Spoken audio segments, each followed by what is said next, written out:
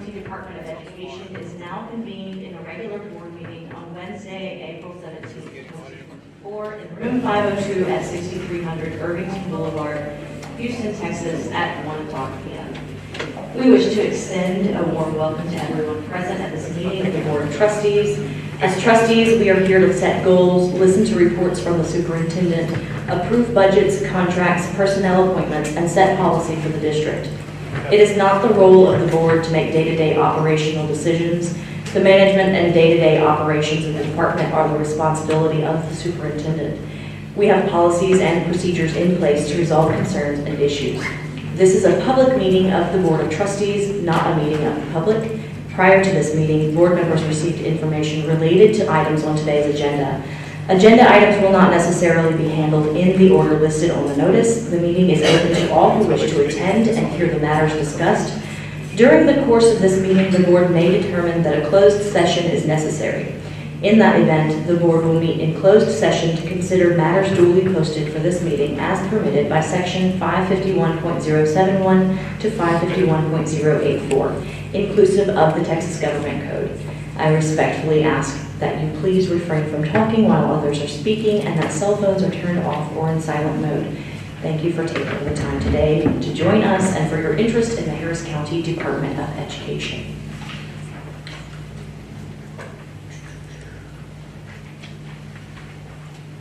We will begin today with an invocation by Dr. Tyrone Sylvester.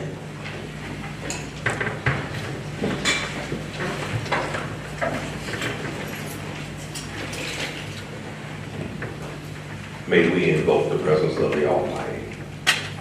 Gracious Master, Lord, how we love you. Lord, how we thank you today. We thank you for the opportunity that you've given us to come and meet together to provide services for the children and for the communities that we serve.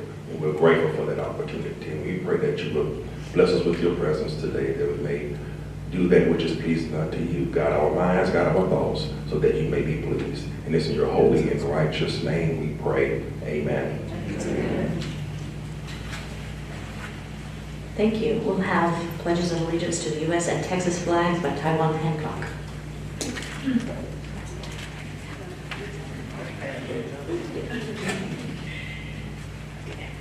I pledge allegiance to the flag of the United States of America and to the republic for which it stands, one nation, under God, indivisible, with liberty and justice for all.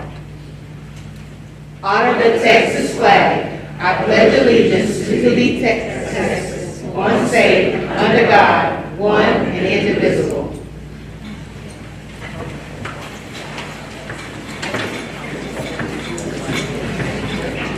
Thank you very much. We do not have any visitors or guests to address the board today, and so we will begin with the presentation for the Employee of the Month with Dr. Tyrone Sylvester.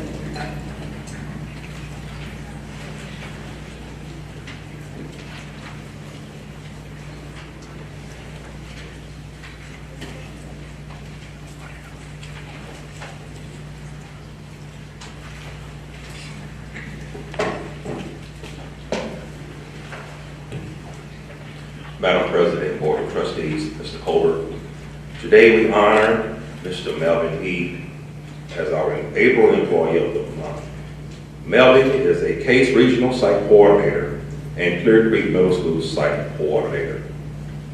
Melvin comes from a family of educators who taught him the value of giving back to the community. So his work with Case is something he considers as a natural extension of his inner values. My family were individuals who were always in the community and spoke about what it meant to have a proper education.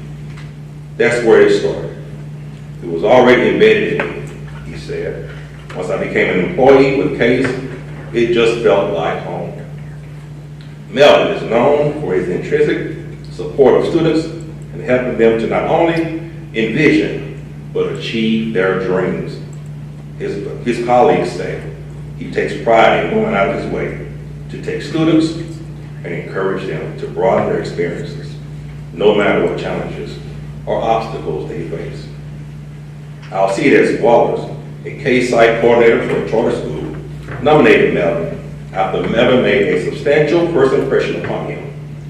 Walter said Melvin took him under his wing, not only helped him with his job, but fostered a friendship as well.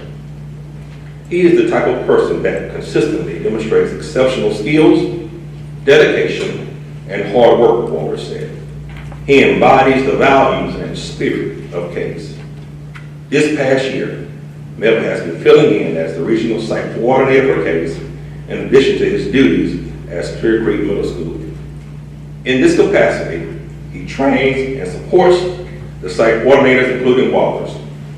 Walter said Melvin spent a full week with him providing insight, strategies, and support for recruiting students and teachers to the charter school's after-school program. He embodies the values and spirit of CASE, Walter said. His contributions have made a great impact on our success. All of us are coming along, and he is the motor behind us. Our comms team has prepared a short video highlighting Melvin's professional accomplishments and his supportive spirit.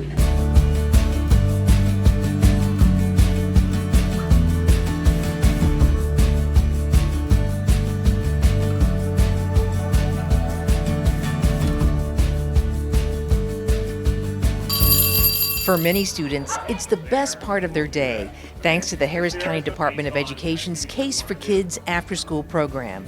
And leading the charge is HCDE's Regional and Site Program Coordinator, Melvin Mead. Their academic assistance to be done.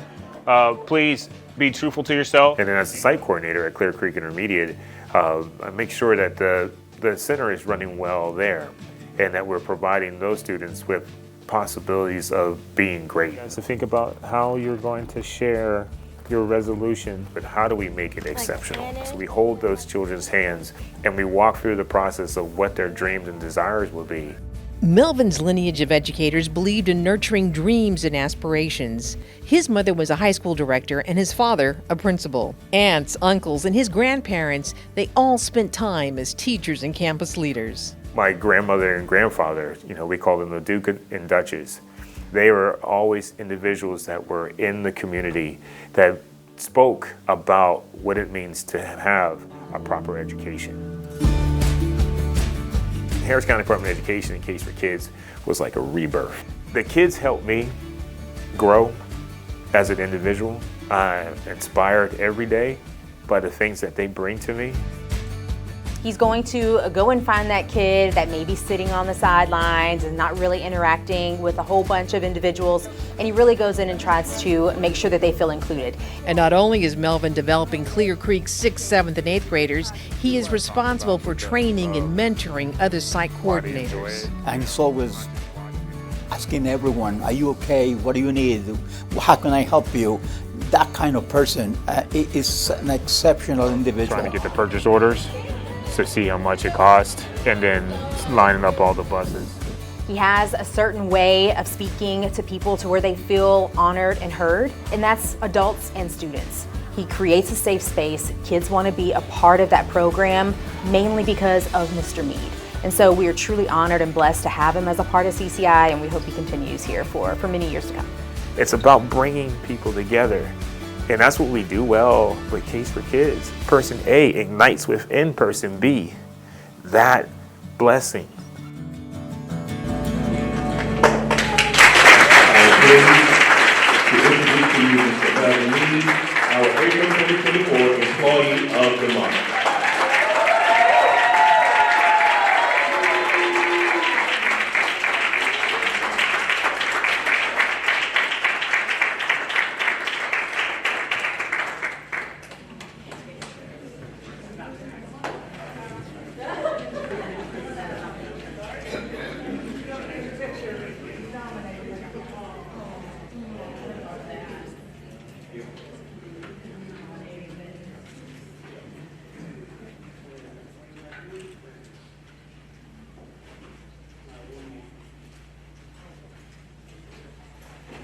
Sit down. And so, in honor of After School Appreciation Week, the students at Clear Creek Intermediate, they prepared a gift for me.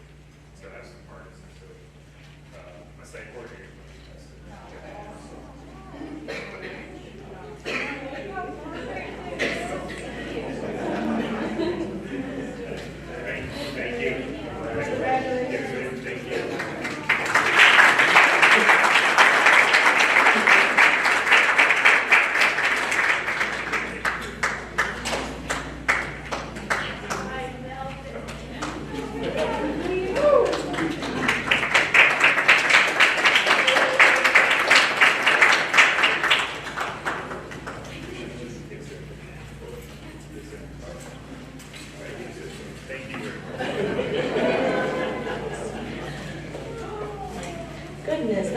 incredibly kind.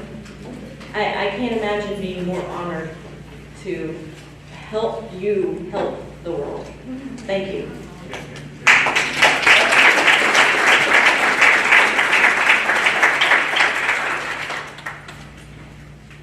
How am I supposed to top that? Superintendent Colbert, would you like to go ahead and do your monthly report? Thank you, Madam President. Well, I will tell you, if you ever want to be Employee of the Month, you got to show these things early. They bumped you up in line for sure. Elton's on, so you might be Employee of the Month next month. All right, trustees, I have this month, I just have some important dates to update you on. You have several cards at your desk. The first one I want to draw your attention to is our annual picnic in the parking lot. Now, this year we're doing 4 of these. We just did one last week for our Head Start program. Trustee McGee was there showing his fancy dance moves and stuff like that. He didn't sing for us, but he had a good time. And so this is where we like to come together as a family and just fellowship with one another and show staff how much we appreciate each other. And just take some time off and enjoy and reflect on the reason why we work for Harris County Department of Ed. If you look at your card, the dates we have coming up is on the 19th, which is this Friday. We will have the picnic in the parking lot at 11:30 to 1:30 at North Coast Ode. April 22nd, we will have the Irvington picnic in the parking lot from 11:30 to 1:30. And then April 25th, I'm sorry. May 16th, we will do therapy services, which will have their annual get together and they'll have an opportunity to fellowship during a picnic in the parking lot. Your next card that I want to draw your attention to is the 4th floor renovations. As you know, the Irvington building has been going under lengthy construction. This has been very challenging for this building because it's kind of a dance that we have to do as professionals. The 4th floor will be completed in the next couple of weeks, and so we will do an unveil of the 4th floor, and that's open to anyone, any Hcde employee. You will find that the boardroom looks a little bit different than the one we're sitting in right now. There's been some really impressive upgrades, and if you work in the Irvington building, you can kind of get a sneak peek of what your area will look like once we get to that specific floor. So we invite you to that. We're not going to have a formal lunch or anything, but there will be some appetizers for you to eat while you tour the facility. Next, I want to draw your attention to our annual Scholastic Regional Award Celebration. That will be taking place on May 7th and 8th. This is something that, Hcde is certainly the leader of the pack throughout the entire United States when it comes to representation and also garnering accomplishments of our fantastic students in Harris County. And so this is an opportunity to display them and recognize them as they deserve, along with their parents and professionals from their school. And then finally, on the last card is May 23rd, we will have our annual celebration of excellence. This is where we will recognize employees of the year, teachers of the year, all the employees of the months that we had throughout the year. But it's an opportunity to bring closure to a school year as we prepare for next year and recognize our staff in the presence of their family and friends. And so we certainly invite you to that. And with that, that's all I have. Thank you so much. Hope we get to see you guys at those events.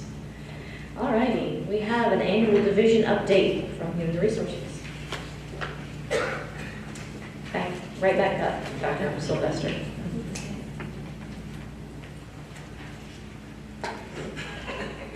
Today is my day, right?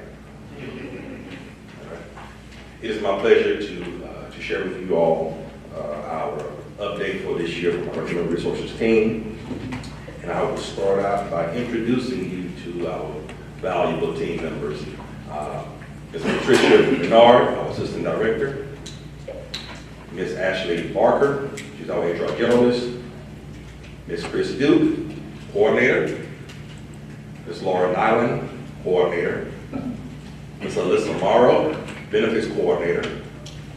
Ms. Jakeisha Haynes, Risk Management Specialist, Candy Sosa, Benefit Specialist, Ms. Monse Whitney, Administrative Assistant, and Ms. Elena Lopez, Recruitment Specialist. We couldn't do it without these wonderful ladies on our team. They do an amazing job.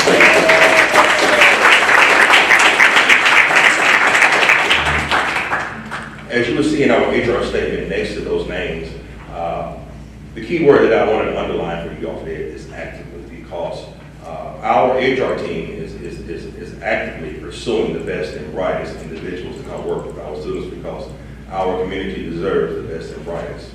Our HR team, we are actively working with our colleagues from other divisions to understand their human capital needs so that we can partner with them and find the talent that they need to carry out the missions that they have for their particular teams. We're also actively working with our leadership to understand what resources do we have available to us that will help us get to our desired outcome. And so recruitment and retention is not a 3-month process, it's a year-round process. And so we're actively engaged in that process. This slide shows just a breakdown of our part-time versus full-time individuals, and you'll see that we have a total of 1,068 employees within our workforce. On this slide here, I want to point out something to you all that kind of jumped out at me when I looked at this data. If you look at the years from 16 to 20 years, to your right, if you go up from 16 to 20, you go up to 36 to 40, that's going to total 150 individuals. We have to think about it. Those individuals are within 5-7 years of retirement. Many of those individuals, so the word that jumped out to me is succession planning. Begin to think about what do we do within the next 5 years to make sure that we have talented individuals who are ready, who are capable, who have the skill sets, who have the abilities to come in and move us forward. Not keep us where we are, but have the ability to move us forward. That is 14% of our current workforce that could retire within the next 5 to 7 years. So that's something to give thought to as well. If you look at the number hired, which is your top number, for the last school year or last fiscal year, we hired 291 individuals into the department. This year, through 6 months, we've hired 202 individuals into the department. And we hadn't even got to our busy season yet. So we anticipate that we will certainly surpass the 291 that we had last year. Probably looking more like 400 based on the pattern that we're seeing. And again, considering that we hadn't even gotten to our busy hiring season. So that was a point of interest as well. If you look at our benefits page, it just outlines for us how many people are enrolled in each of our benefits packages, and it gives you an overall number. One of the things that I really want to point out that doesn't come out on this particular slide, but it's something that you all do for individuals that we don't really talk about a lot. And I want to talk about bereavement leave. What you all do for individuals and what we do for individuals as an organization is absolutely nothing less than amazing. Because most organizations in the ISD work, K-12 education, they do not offer bereavement leave. So it feels great as the executive director of HR when someone comes in, they're down, they're going through a tough time, they just lost a parent, lost a loved one, to be able to say, you know what, we support you, and you have these 3 days to go take care of your family and get yourself together. That is a value that we don't really understand until we sit in that chair. So just know that is a valuable benefit that we offer that many organizations do not offer. Here it shows us the number of individuals who have filed for these various workers' comp and leave claims. We've had 122 to file for FMLA, and we've had 35 to file for assault leave. When we think about assault leave, I think we came out to be like 2 to 3 days per occurrence on the average. So that's not bad. That's not bad. But I want to make sure that you guys kind of understood, you know, that it's about 2 to 3 days per occurrence.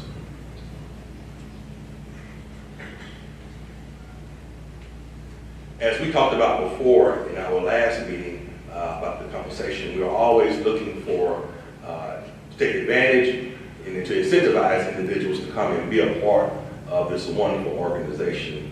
And we've done that. We've worked to get that word out. This past weekend, we had a very successful job fair this weekend, and we're certainly making progress because of your support last month. And so we're going to continue to actively look for candidates, and we'll continue to actively advertise and put that out there so that people know who we are and know that, you know, and to incentivize people to come and work with our organization. So we're continuing our work in that manner. Miss Patricia Minier and Miss Tanika Henderson, they've worked tirelessly to get us through the automation process. And so we've had many meetings with our IT team. And so we finally got to the end of adding other components and software. And so now we're in the process now of just trying to improve the employee experience to make sure that it's, you know, it's friendly. And so we're on the back end of the automation process. Also, Miss Alyssa Morrow, she handles our employee orientation and onboarding every Monday. If you've been a new employee, you've gone through that, you know she does a wonderful job at welcoming our employees and onboarding them in that process. Enhancing recruitment strategy, working with our comms team, our schools. As I aforementioned, we had a wonderful event on this weekend where we took a different approach to our job fair. As opposed to having everyone come to Irvington, we made a decision to go out to the schools because we've invested in our schools. We have wonderful schools that people need to see. So why bring them here? So we brought them to the schools. We had job fairs at High Point, ADS East, as well as ADS West. And we feel that was a great success. We had a debrief on Tuesday, and we feel great about where we are and our future in that endeavor. So everything went very well. We're also proud to let you know that we are partnering with our adult education facility and our colleagues in adult education. As HR professionals, we feel like we have a skill set that can also help our adult education students and people who are coming through that program. And so we are partnering with them, with our CNA, with our construction, as well as our phlebotomy students, to help them build resumes and to talk about personal branding and those kind of things. And those are great skill sets that people need to have, because you can have the skill, but if you don't know how to brand yourself, if you don't know how to present yourself, that can hinder you. So we feel like we have this skill set on our team, and it should be shared with those individuals. So we're going to partner with them in that way, and we're very excited about that. And Ms. Chris Duke is leading us in that effort at this time. As far as best practices, we're always looking to be more proactive in the things that we do. As a matter of fact, we have a training that we're setting up with the EEOC in June. So feel free to come out and meet with our managers, because again, we want to take a proactive approach. We want to make sure that we're doing the things that are going to protect the organization and that we're going to mitigate the exposure for the organization. So the key point to that is training, and we're engaging in that process as we speak. If you want to see some of the happiest people in your life, there you go. All right. Thank you all so much for your attention. Any questions? Mr. Davis, thank you. Just have a quick question about, do we have an internal program focused on our own staff? Yes. Now, schools is working with some of the colleges in our area to create a residency program, and that's actually coming down the road. We've been meeting with Prairie View the last 2 or 3 weeks or so, and so that's in the pipeline to create a somewhat of grow your own, because we have some individuals who are on right there on the edge. Motivational to help our own staff to, what we're doing for the community. Absolutely, absolutely.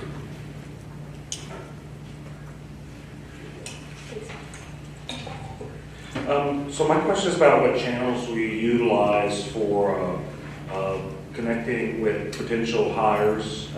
More specifically, do we utilize LinkedIn? I do it for my businesses. Really works really well. Well, at this time, we're partnering with our comms team, and our comms team does an amazing job of getting us out there to make sure that people understand who we are and what we're offering. We've gotten a lot of feedback. We've got a lot of interest in our organization in the last 3 weeks or so. It's absolutely, it's mind-boggling how we're getting out there. And so we're using our own internal mechanisms. I know we have some commercials that we utilize as well. We're using the Facebook, Instagram, all those social medias. But the answer to your question is yes. So yeah, just FYI, how we employ is heavily with LinkedIn. It works really good. I hear Indeed works really good too, but just my organization, we utilize pretty heavily LinkedIn, and we get good quality candidates. Are we trying to do anything with potential hires for like H-1B visas or foreign hires, anything like that? No, sir. No, sir. Is there any reason why or why not? My understanding is we haven't done it before, but most organizations, because it takes quite a bit of work to go through that process, and it's quite lengthy and it's quite detailed. And so most of your K-12 organizations, we've kind of shied away from that because of the amount of work it takes and the money it costs to kind of go through that process. It's pretty costly. Understood. Just questions. Thank you. No, my pleasure. I'd just like to say our HR department is fantastic, and Dr. Sylvester, you are a blessed and special human to be able to come into a division that's got so much internal support with all you ladies down there who really know what they're doing. I do have one question for you. I'm wondering who you got to squeeze into that little bunny suit. That's not me. I don't think it's Art. Don't answer that. You can tell me later. But, really our HR department is the tip of the spear. And it is the first introduction a new employee will have to what type of culture that is Harris County Department of Education. It is the group of people that they will share their personal information with. It's the people that they will rely on to kind of explain to them how this operation works. And, we take seriously the act of hiring people. I feel like that this organization has a lot to offer, and we are not a desperate organization. In fact, people would be fortunate to work with us. And I think that within days when they come here, they find that out. I really want to compliment you, especially what you've done in the past month or two, but certainly to the people that you work with who are exceptional. And they exemplify the quality of employees that we have at Hcde. So thank you to our HR department.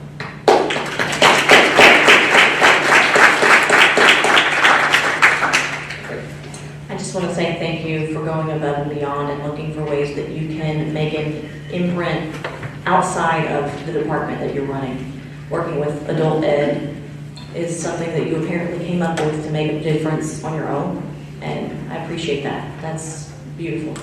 Continue, please. Right. And now we have an annual division update from the Head Start department. I imagine Peacock. Good afternoon. It is my pleasure to do a Head Start report for you today. The first thing I'd like to do is to recognize my fantastic team. If they would please stand.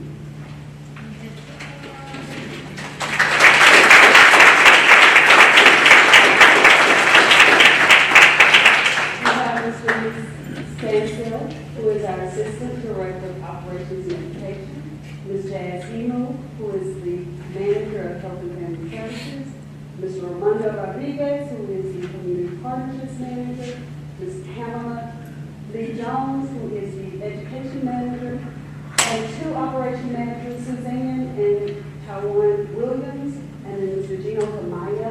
And not with us today is Ms. Goshen Rummon, who is the Assistant Director of Compliance and Family Services. Thank you guys for all of you.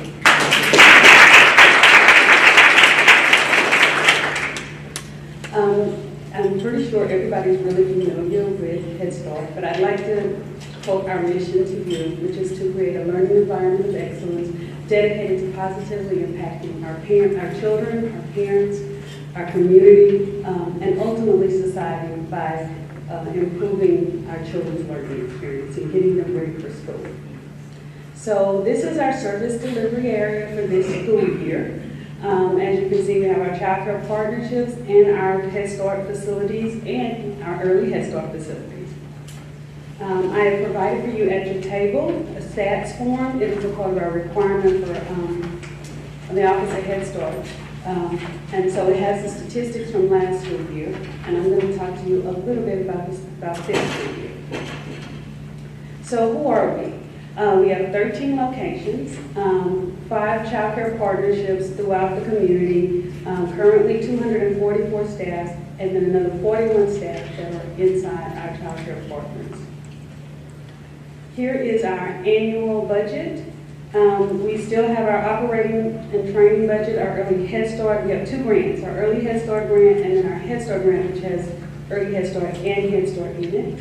We are winding up on our Coolwood construction.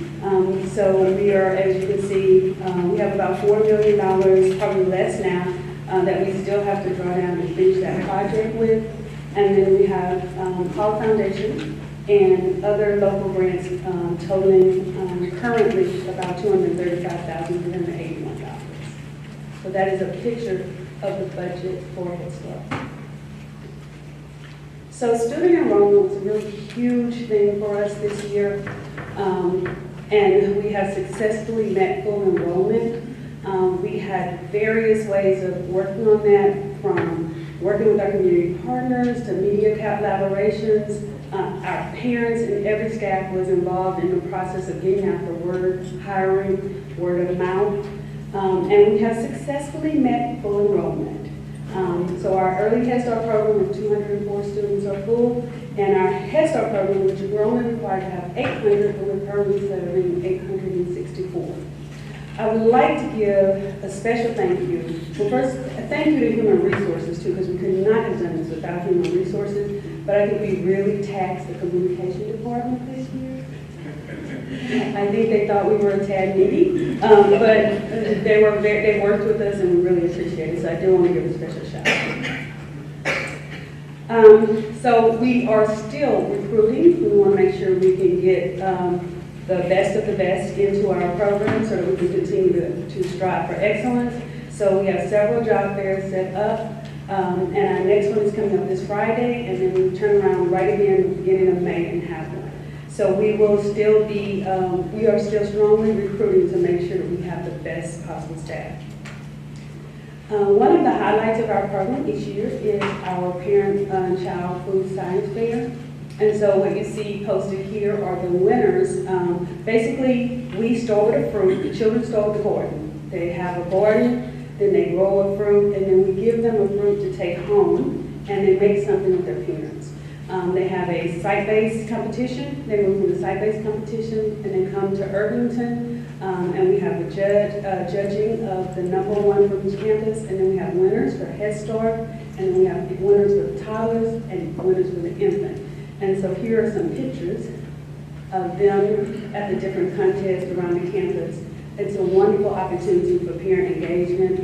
They work at home, they bring home to school, and here are some pictures.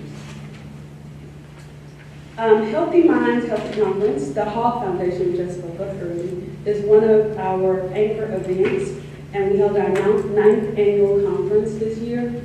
We had some great speakers, but it's geared not only to help staff work with children who have challenging behaviors, but it also, we were able to speak to the needs of the staff and do some things to help them relax. We had a sensory room, we had chair massages, we had music and movement for the staff, and so we hope to continue to do that each year. Houston Charities is another great partner that worked with us. Over 500 of our parents were able to get things for their family, not just for their Head Start children, but for all the children in their family in December this year. Our literacy initiative, you may all be very familiar with our super mentor. And in fact, I have super mentors sitting before me and to my side. But we also have a partnership with the Assistant League of Houston. And these ladies come and read to our students at several of our centers. And this year we've been able to expand that. And I'm hoping that we can expand that because I think our gentleman may be a little concerned about reading to toddlers and infants, but we're hoping maybe we can extend that opportunity to these ladies to help us do some reading to the young children. We just celebrated the National Food Week. Our theme was Say Aloha to School Breakfast. The CACFP program brings about $700,000 into our program. And so we want to do everything we can to promote and help parents understand the importance of getting their students to the school for breakfast. And so we had a whole campaign. It was a nationwide campaign for the CACFP program, but we participated in it this year. And here are some pictures where parents came to the campus and ate at a meal with the child. So we opened Barrett Station.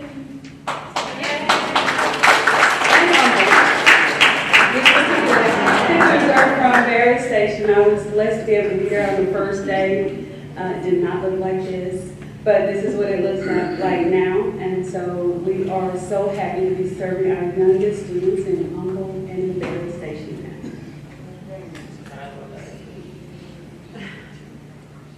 Okay, we are excited. The building looks a little more finished off than this right now. Don't pay attention to the water in the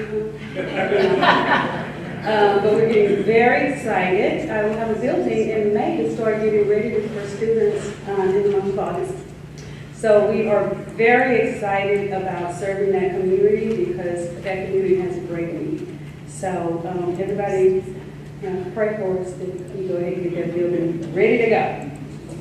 This year we also had the opportunity to celebrate our 20th anniversary with our partners being the Isle of Bates. It has been, we've given away over 39 vehicles during that period of time. And so it has been a great and wonderful thing for both our parents and our staff, and we hope to continue that partnership. And here are some pictures from this year's event in December.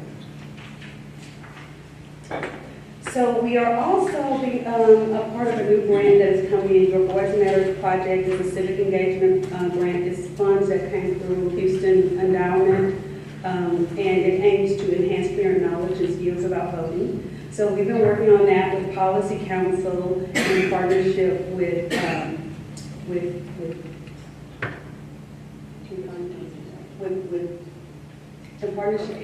Avery.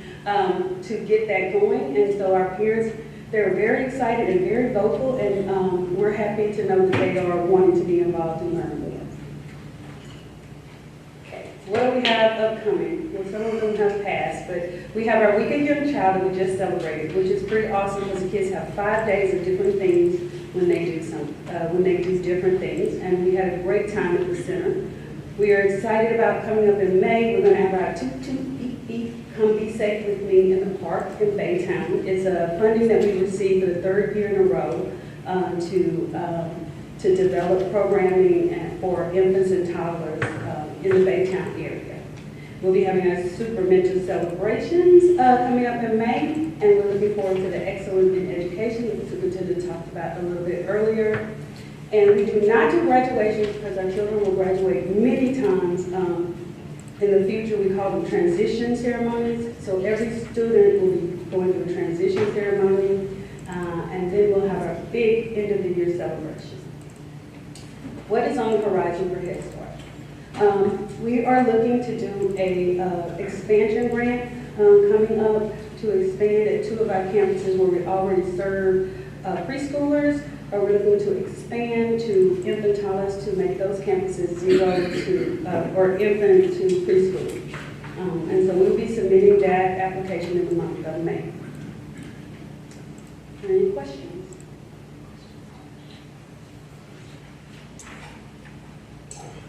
Well, I'd just like to say, got a chance to participate in our Super Mentors program again this morning. I've been a part of that, I don't know, 6, 7 years.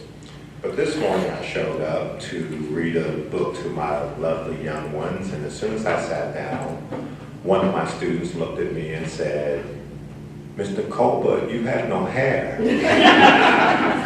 And I said, "Oh my God, where'd my hair go? I just had it. It almost all fell out." And then I thought, I've been reading to you since August. And you just now realize I don't have hair? I want to thank our Head Start program. You know, in education, we have many initiatives we do that have a direct impact on young people, like that here, and change and influence their lives. And then we have things that I would consider long-term strategies, which is an investment into our society. And Head Start is exactly that. We are working with children who would not have the type of support that they did if we didn't provide it. We're going into neighborhoods that need it the most. The children who need the positive role models the most, who need good meals and someone to look after them. We're working with the parents who need working with the most. And so I'm a huge advocate of our Head Start program. I love the fact that it is as large as it is, and we're attempting to make it larger. But I really want to thank you, Ms. Peacock, and your staffs, your campus managers, your administrators, our teachers. They're hard to find, but we tend to always find people who love and care about kids. And that's the prerequisite to work with the Harris County Department of Ed's Head Start program. So I appreciate you, and I appreciate your staff for everything they do. Thank you. Thank you.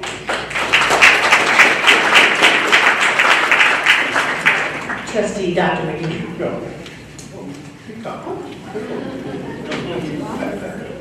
Thank you, Madam President, members, members to our superintendent.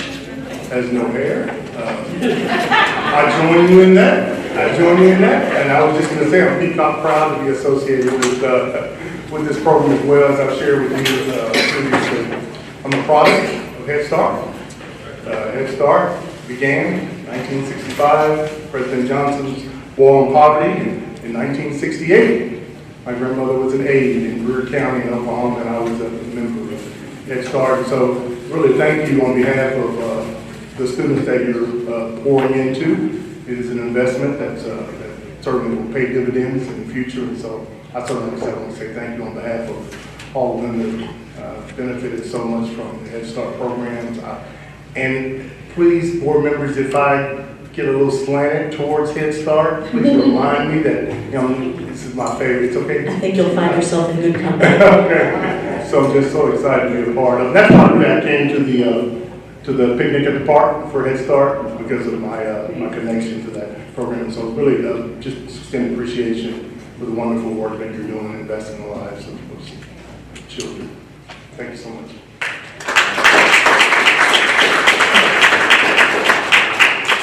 I think y'all need wigs next time y'all go read to them. There's a blue and a green. I got them, I'll bring them. Sound good? All right. Item E, other reports from board members concerning attendance or participation in a board or Hcde related conference, event, activity, or committee. Anyone have anything they'd like to mention? I would like to give an accolade for Dr. Lisa Carruthers, who joined me last week at a meeting with HAIR, the Partnership for Advancement and y'all stuck on the hair now.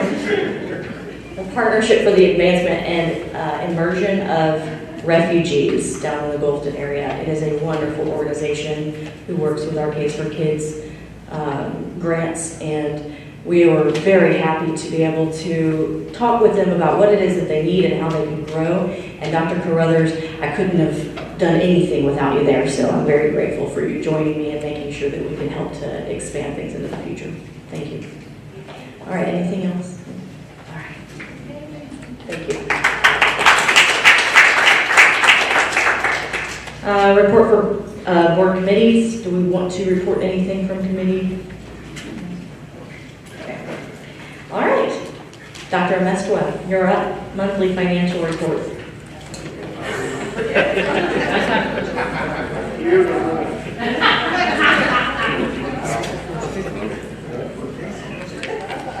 Okay, stay.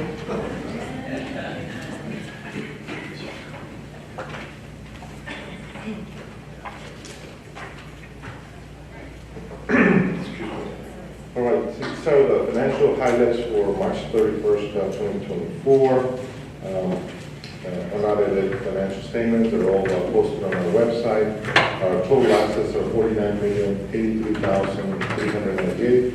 Liabilities are $3,118,379. And equity of $45,965,019. Our estimated fund balance as of March 31st is $45,965,019, of which excess of taxes collected early is $20,792,986. So those will be utilized for the rest of the year, so that those numbers will come down. Our financial ratios for the month of March. The percent of fund balance to general fund is 45%, which is basically the same as last year at the same time. Working capital ratio is a little more at 46 million than it was at the same time last year, 40 million. Our unassigned fund balance ratio is the same as last year, 35%. And the debt to income ratio, we're at 4.21 versus 6.9. Our first payment will come in I'm sorry, we just had the first payment, the last one will be in late August. Our tax revenue, we're at 29% versus 37% at the end of last year. Our indirect ratio is about 1.9, a little below the 2% as of the same time last year. Our fee-for-service revenue ratio, we're at 19% versus 21% when you compare that to all revenues. And then our growth ratio has been an increase of 28%, a lot more contracts this year. So there's a 15% increase from a year ago. Our fund balance activity, we had some amendments early in the year of 526,532. And our inflows for revenues from the general fund, we're at 82% budget to actual. And then special revenues are at 35% budget to actual. Overall, we're at 59%, of which if you were to do this linear, it would be at 58%. So we're on target in terms of the revenues. The majority of the general fund is because we've collected the majority of our taxes, so you will see that number high, which gives us enough cash flow for the year. In our expenditures, we're at 54%, which is about 4% below the projection right now. So overall, we're at 51%, again below the original projection. So doing well on the revenue side, doing well on the expenditure side as well. Our COVID-19 budget expenditures, Head Start, we already have a balance of 209,606, of which that comes from the general fund. All our Head Start COVID money has been spent. The only thing that's left over is some pending 209,000 from what was allocated by the board during the COVID timeline in those years that we had COVID. Our donations for the month of March, we do not have any.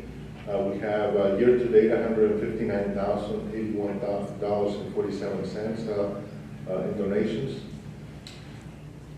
In our comparative from our taxable values, we started the year with 639 billion. We are right now at 650 billion, and there's about 500 million left over. So we feel that the majority of that is going to be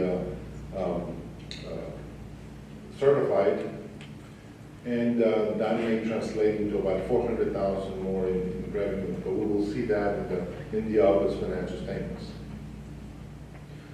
Year to date, we're collecting 98.2% of our taxes. We only have 551,000 left over to collect, And we paid HCAD fees of $117,260, and tax office to collect the tax, $611,530. So the net collection is 97.6% year to date. And so you will see that the delinquent tax will also have some refunds, so that's why we see a negative here, because of the refunds that they approve and they collect, and so we have to recognize those reimbursements. Year to date, we're at 98.2 versus last year 98.8.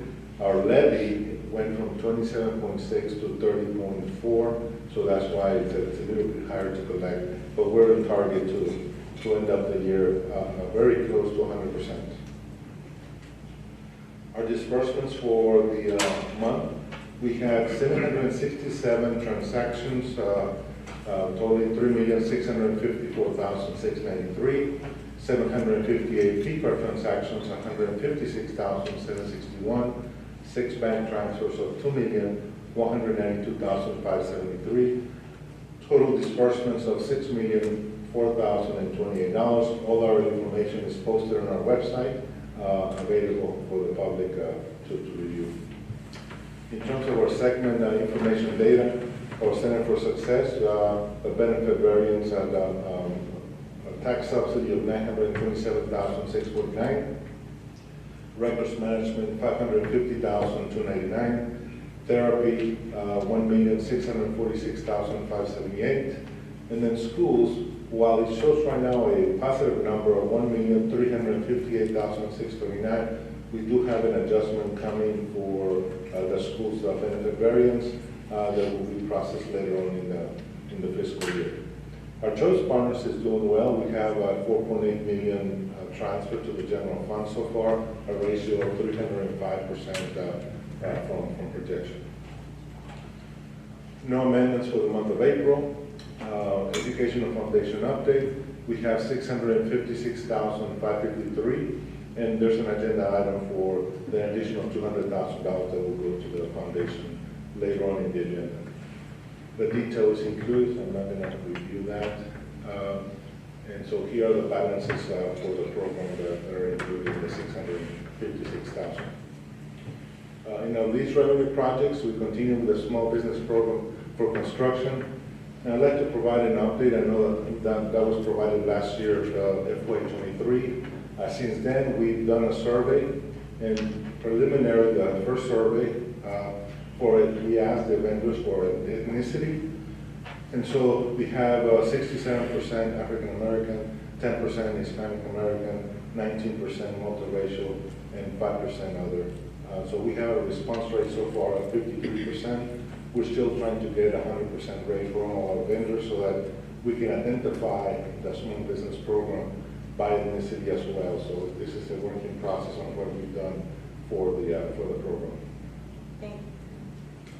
On our construction project, we received the maintenance note. So this is from the current capital improvement plan 1. We have a total of $9,904,354 and $3.7 million in the PFC, of which a lot of that is basically the general fund transfer saying that we're to augment into the program. So we have a new maintenance note that we closed on, $16,347,071. So you will see that a separate slide every month since we have a new 2024 maintenance note included here. Year to date, we have 99% most of our projects, 95% and 97% of all our current projects. We just have retainage amounts payable on what's spending.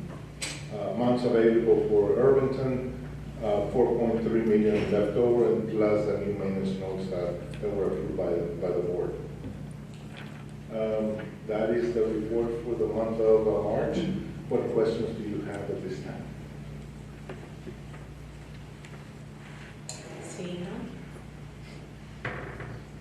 The next report is our investment report.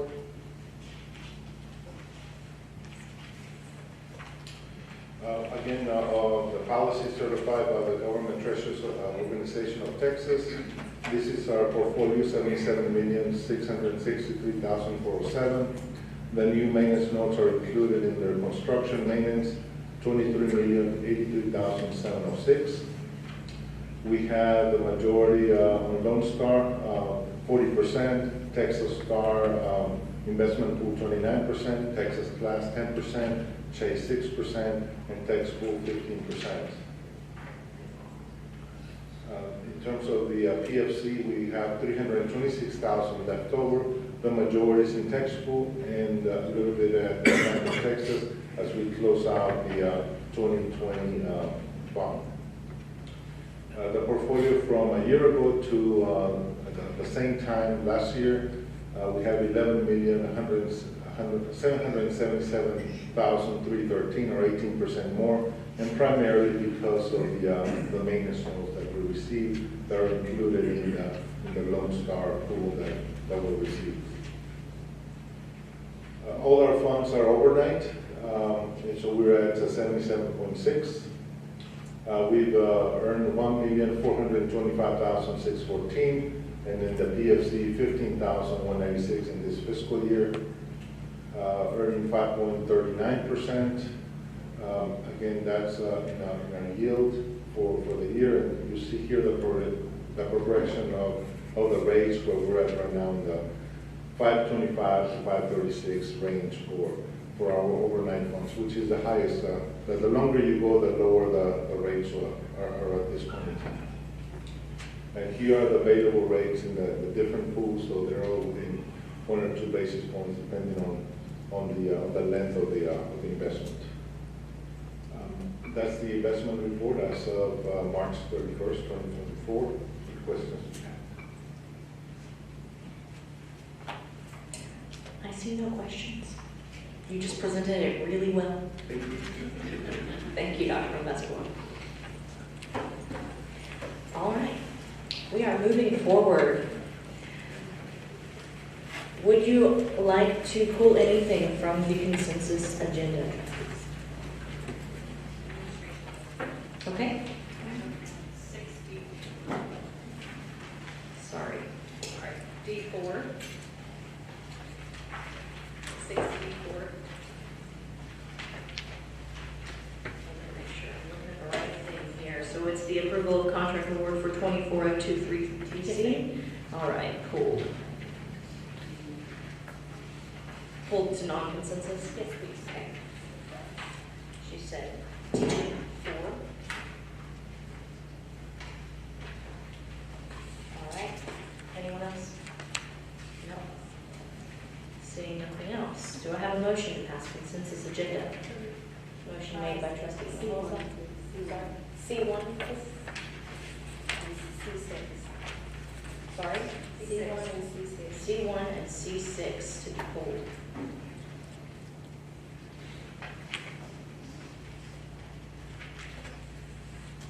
All right, we'll try this again. With those 3 items being pulled, do we have a motion to pass the consensus agenda? Motion made by trustee Hinojosa, seconded by trustee Davis. Any discussion? Seeing none, all in favor? Motion passes 6-0. Moving forward to a non-consensus, we're going to go with C1. Approval of amendment number 2 in interlocal revenue agreement between Case for Kids and Harris County for the County Connections Youth Summer Program Initiative in the amount of $7,100,000 for the period of date of counter signature by the Harris County judge through 12/31/26. Do I have a motion? Motion made by trustee Hinojosa, seconded by trustee Cantu. Discussion. Give me an explanation, please. Okay, so we entered into a multiple-year contract with the county to administer federal funds for summer programming and run their grant award process. And so part of our administrative budget in the first year, because we had a truncated year, we were not able to spend the entire part of our administrative part. So we had to amend the interlocal to move that funds forward, so we were able to grant out more money this year, this summer. So it's, the aggregate budget stayed the same, just the year-to-year budget was modified. Thank you very much. Any further questions? Trustee Hunter? Yes, Dr. Brothers, I see the number there, 7.1 million from the county. Yes. Is that correct? Does that mean that the county is now investing more in case than the city is? It means that the county is leveraging federal funds that were part of the rescue money to dedicate through the summer of '26 through case. The county is not currently coming out of its own tax base. And, you know, we hope that when the federal money's gone, They'll continue. we hope. The city is at something like $500,000. The city is $500,000, but it is out of their own tax base. Right. And so, and we are actually asking them to increase that amount, whether or not that will happen, but we are working on to give it a shot. New mayor? Have we gone to the new mayor? Yes, we met with Stephen David, which is, I forgot his title. Deputy Chief. The deputy chief of staff, and they invited, he asked for a proposal, so. Very nice. Keep us posted. Anything else? All right, let's put it to a vote. All in favor? Motion passes 6-1, or 6-0, sorry. And we're looking at C6, approval of the interlocal agreement for Hcde records management with Navasota ISD in the amount of $15,000 for the contract period of 9/1/24 to 8/30/25. Do I have a motion? Motion made by trustee Normosa, seconded by trustee Davis. Discussion. Yes. I just would like an explanation, please. Thank you. We're entering into an interlocal agreement with, this is really an out-of-county school district that contacted us and asked us, can we do some records management for their district? Basically, because they were tired of paying high prices at a competition of ours. So we went out and we visited with them, and they agreed to start business with us. So we actually, we just targeted about 250 more individuals, ISDs out in an area less than 100 miles, and we'll be targeting for the next several months to try to get them to bring their business to us. There's not a lot of companies out there that's charging a decent rate with the smaller ISDs, and we are, so we'll be able to service them, hopefully. Thank you. Thank you. Keep expanding. Wake up. You had something? Okay. Any further discussion? All in favor? Motion passes 6-0.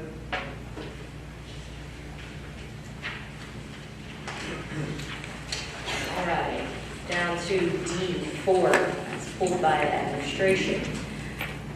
Approval of the contract award for job number 24023 PC maintenance, repair, and operations, parts, equipment, and related services for the period of 4/17/24 to 4/16/25. Do I have a motion?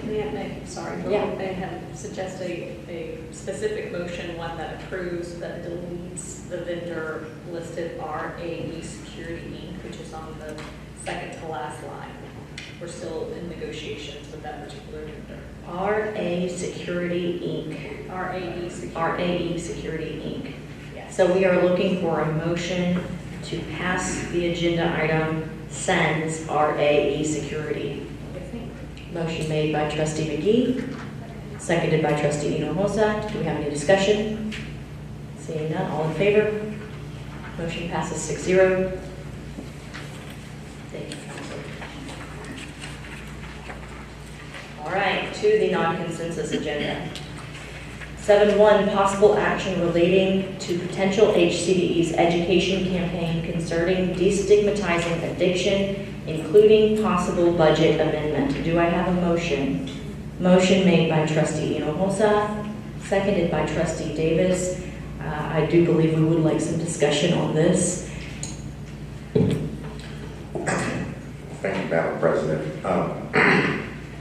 We met earlier, actually, we've met multiple times with this item.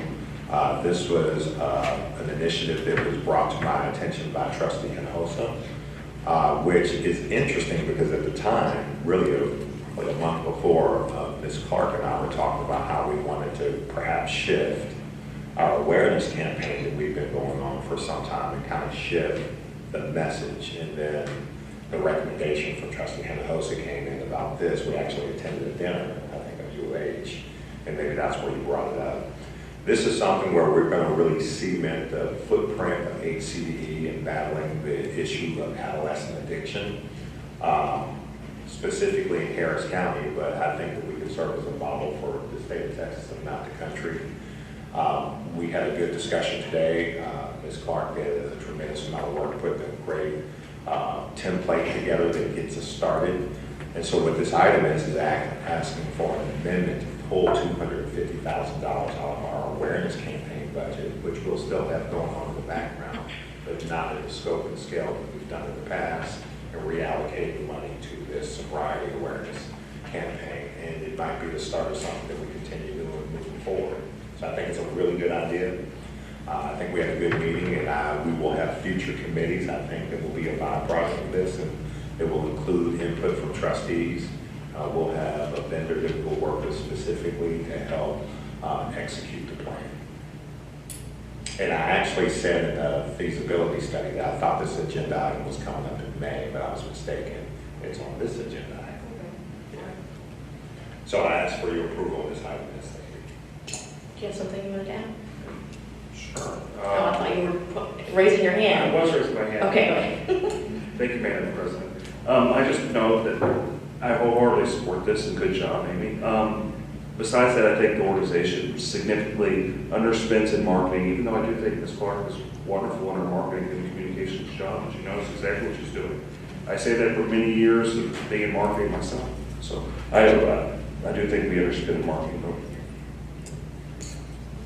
I just wanted to add, I hope we can market to our schools to feel comfortable, to fill seats in regards to this matter as well, to educate their parents. Because I remember us talking about this a couple years ago as well. So thank you. I do believe that this campaign will add to that endeavor to help destigmatize the issue and to bring people more willingness to come join and find the help that they need. I'm very grateful for you bringing that to us as a whole. It's likely going to be a beautiful endeavor to take on. It's well fit. I think that this won't be the only thing that we'll have to approve. Allocating budget for it is just the beginning, right? We'll have to go through committee and then have other things approved after that in order to... Ultimately, right. Our committee that we put together will select the vendor, and that will probably come back before we go for approval. Okay, so this is the start of a brand new adventure. All right. Okay. Does anyone else have anything they'd like to add? Please, would you have something that you'd like to say about this?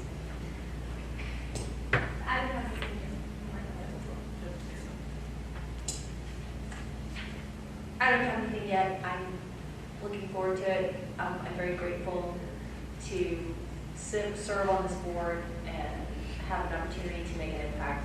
And I think this is going to make an impact. And I'm very grateful for the support of this board and this organization. So thank you.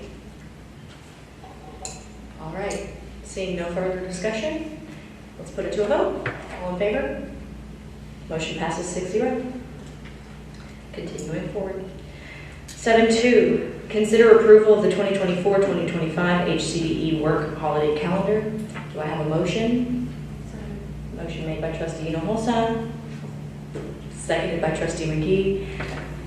We do have these on our desks. Does anybody have any questions, concerns, discussion regarding this? Put it to a vote. All in favor? Hold on. Okay. Take a look at it. Go ahead.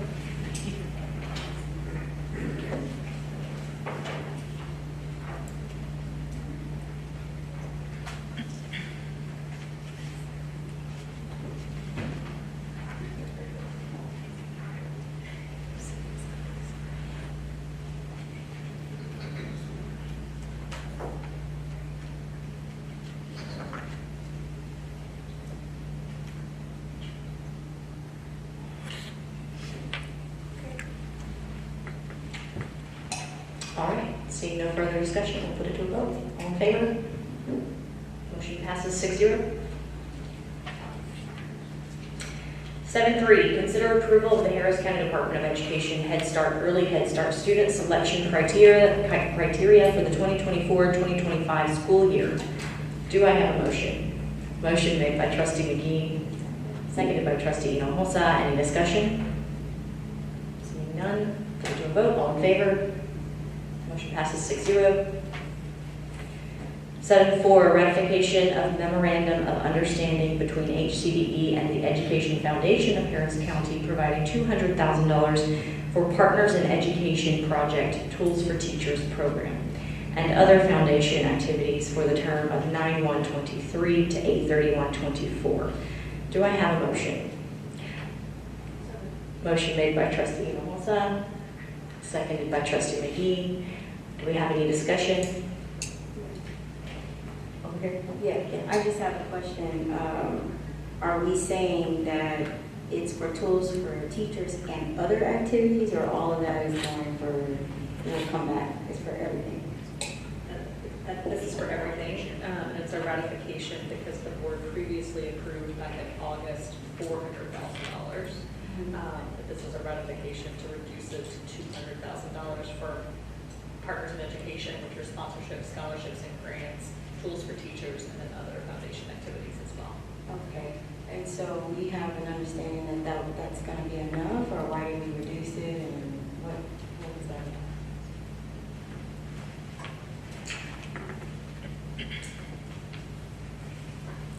It was included originally at 200,000 in the budget. When we did the agenda item, we erroneously included 400,000, so we're fixing it at this time.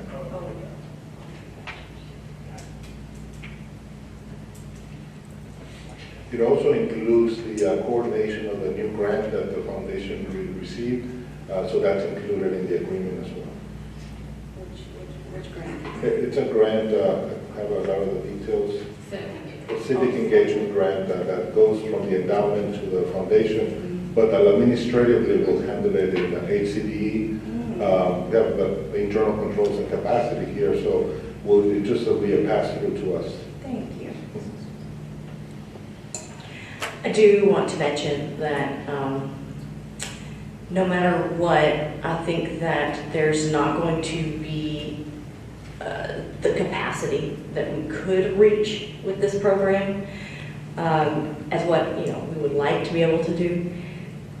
But I do think that we could do a little bit more beyond trying to contact the schools, through the schools, to inform teachers to utilize this program. As I've understood it, it's been difficult to get them to utilize the certificate once they receive it.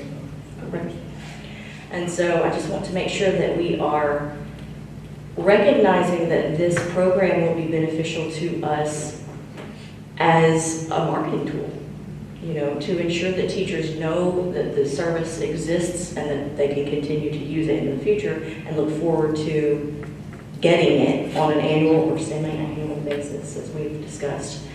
And I think that it would behoove us to ensure that we are doing everything that we can to make sure it's being utilized to its maximum capacity. So if everyone is on board with me with that, I would appreciate that being an important task. So this year we'll probably do that. She said we'll put it on the news. All right, guys. We don't have any further discussion? Put it to a vote? Oh, go ahead. No, please. I was going to say congratulations, Madam President, on I believe the third time we've done Tools for Teachers. I think it's the third. So congratulations.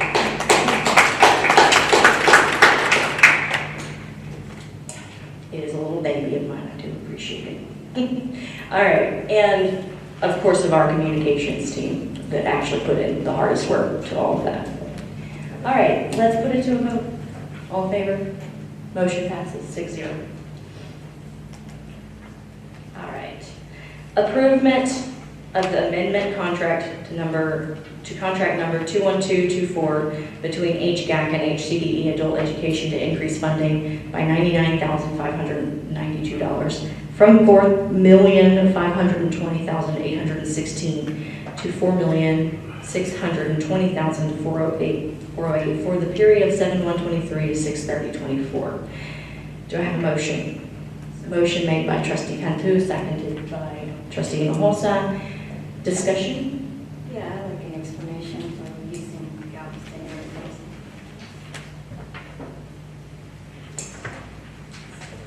You're up, Marty. This is additional funding that became available from Hcde, and it will be used to expand services for classes this summer. Okay, and is this in coordination with Dr. Sylvester's initiatives, or? No, this is a regular funding for adult education. Okay, and then we've improved on our numbers and so forth. Numbers are up from last year. Very nice. Thank you for telling me. Thank you.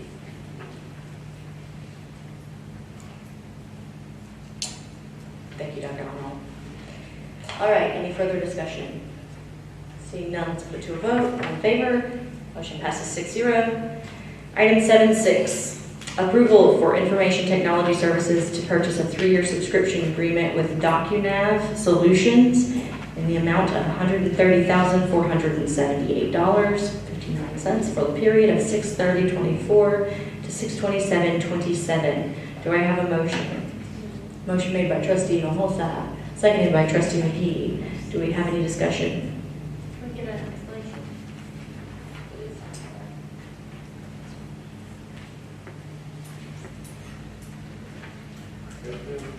This is a DocuNav Solutions is a VAR, value-added reseller for the Laserfish enterprise platform that we are currently putting in place to augment our existing cloud-based hosted solution. So this is going to be an enterprise-grade platform that enables our forms, electronic forms, workflows, and in addition to that, professional services for the revamp of our RTA application. So that amounts for all 3 years? Yes. Just say that's the agreement. Discussion? No. Seeing none, thank you. We'll put it to a vote. All in favor? Motion passes 6-0. All right, last agenda item. For now. For now. 7.1, approval of agreement and expenditure with Kaplan Early Learning Company, RFP 210702 for playground equipment and installation for Barrett Station Head Start in the amount of $101,985. Delegate authority to Hcde superintendent or his designee to negotiate, finalize, or execute. Do you have a motion? Motion made by trustee Davis, seconded by trustee Hinojosa. Any discussion? Seeing none. All right, let's put it to a vote. All in favor? Motion passes 6-0. All right. We will now find ourselves in executive session under the Texas Government Code pursuant to any and all purposes permitted by section 551.001 to 551.084, including but not limited to 551.071 to 551.074. We're going to executive session at 2:20 p.m.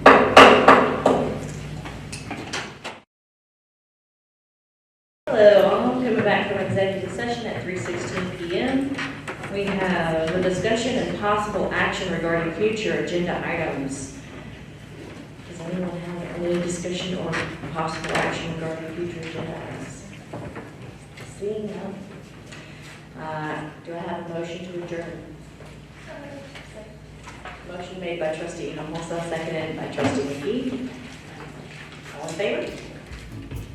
6-0, we're out.